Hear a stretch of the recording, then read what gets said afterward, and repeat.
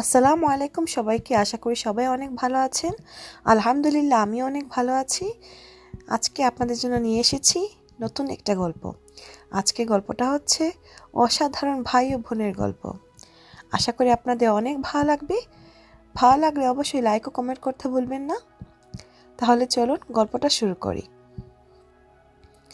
রানা বাবা মায়ের একমাত্র আদরের ছেলে, আর রাত্রি হলো তার একমাত্র আদরের ছোট বোন। সারাদিন দুষ্ট মিষ্টি ভালোবাসায় কাটে এদের দিন। একদিন রাত্রি ভাইয়াকে বলল, ও ভাইয়া, ও শোনা ভাইয়া। রানা ঘুমিয়েছিল। ঘুম থেকে উঠে বলল, কি রে, কি হয়েছে? রাত্রি বলল, ও ভাইয়া, তুমি কি কলেজে যাবে না? আম্মু তো বকাবকি করছেন। রানা ঘুমে ঘুরে বলল, হ্যাঁ রে, যাব। রাত্রি রাগ করে বলল, তাহলে উঠো না কেন ভাইয়া? মহিষের মতো পরে পরে ঘুমালে কি হবে? উঠো তো। রানা বলল, ওরে আমার পিচ্ছি বুড়ি, এত শাসন?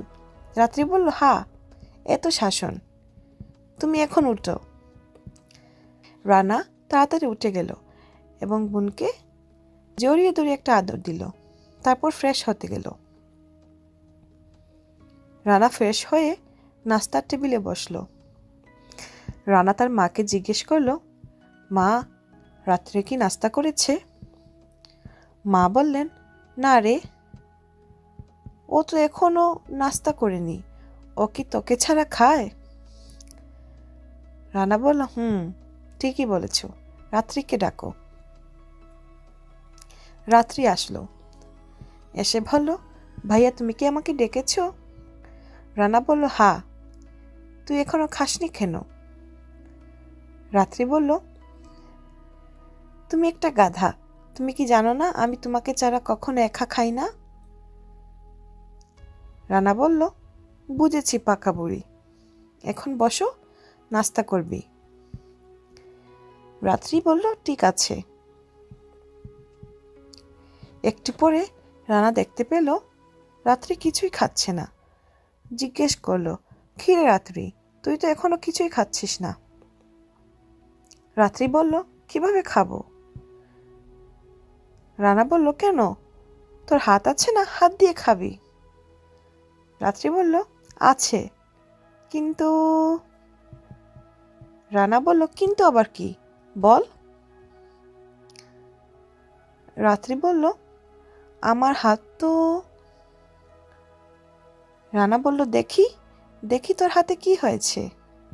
রাত্রি বলল, না না ভাইয়া, কিছু না, কিছু হয়নি। রানা হাত দেখে চিৎকার করে বলল, আল্লাহ রে, এটা কিভাবে হলো? তোর হাত এতখানি পুড়লো কিভাবে?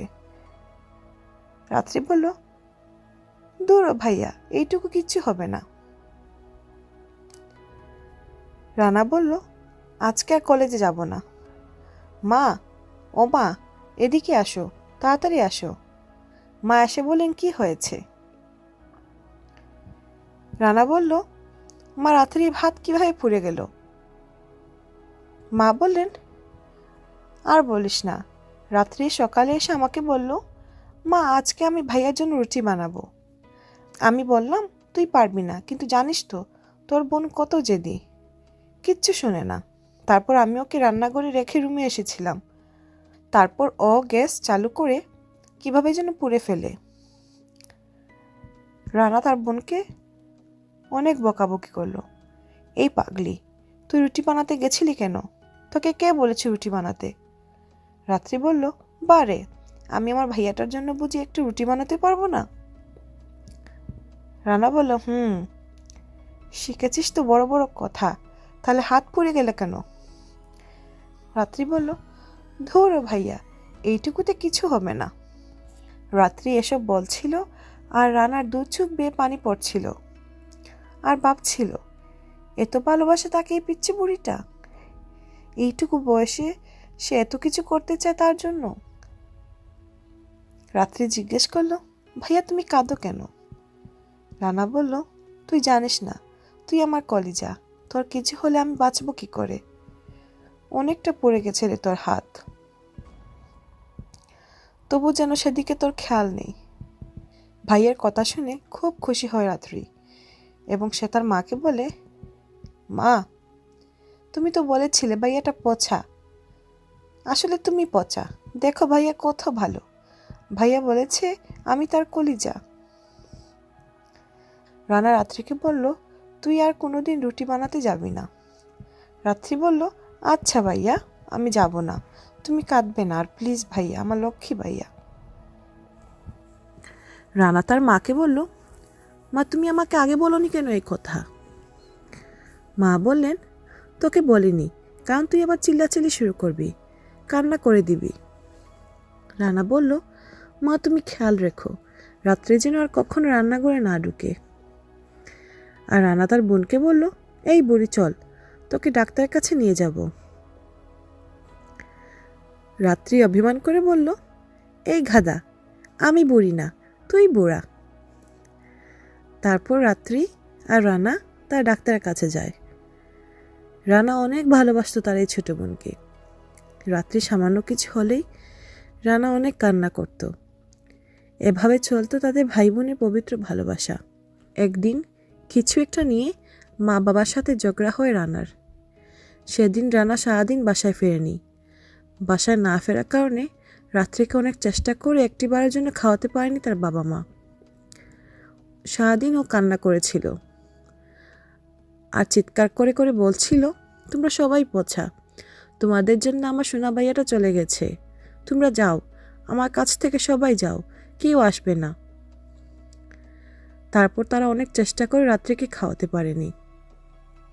অনেকটা রাত হয়ে গেলে সবাই ঘুমিয়ে পড়ে, শুধু এই পাগলিটা ছাড়া। পাগলিটা সারাটা রাত ভাইয়ের আশায় জেগে থাকে। অনেক রাতে রানা বাসায় ফিরে আসলো আর না খেয়েই রুমে গিয়ে শুয়ে পড়ল। রানা যে এসেছে এটা রাত্রে কিন্তু ঠিকই বুঝতে পারলো, কারণ সে তখনও জেগেছিল আর কাঁদছিল তার ভাইয়ের জন্য। রাত্রি দ্রুত টেবিল থেকে এক প্লেট ভাত নিয়ে রানার রুমে গেল আর বলল, ভাইয়া, ও শোনা ভাইয়া। রানার একটু একটু ঘুম পাচ্ছিল আর ঘুমঝরিত কণ্ঠে বলল, কি রে বুড়ি, কিছু বলবি?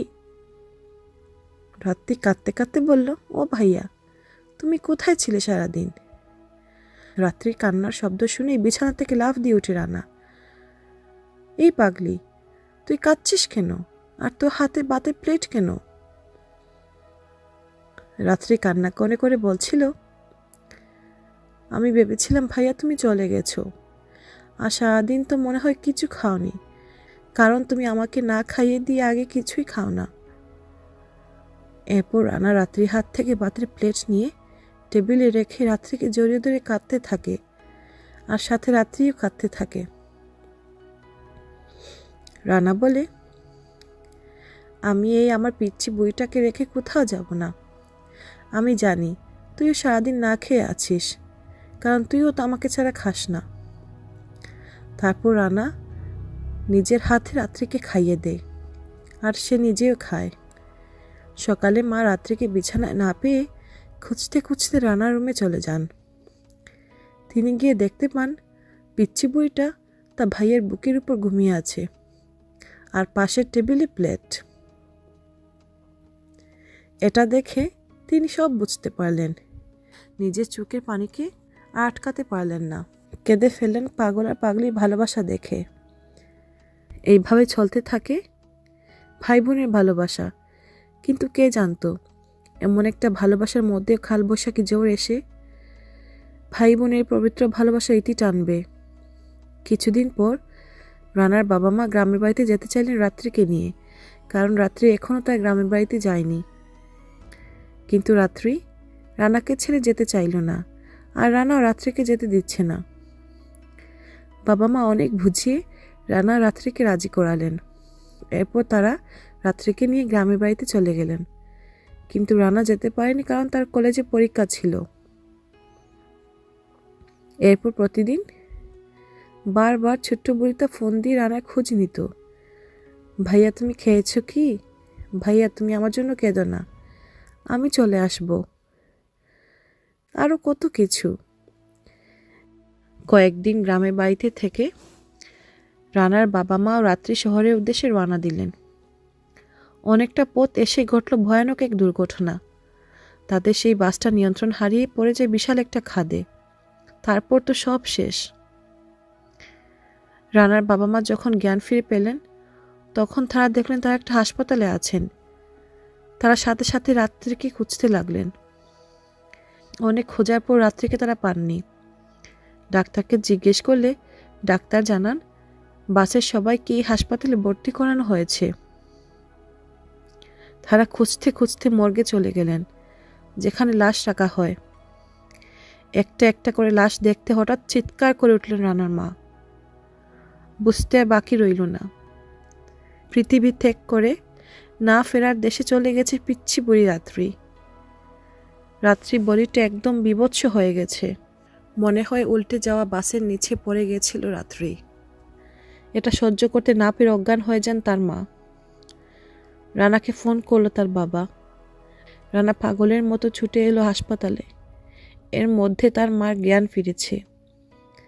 রানা এসে চিৎকার করতে থাকে, কোথায় রাত্রি, কোথায়?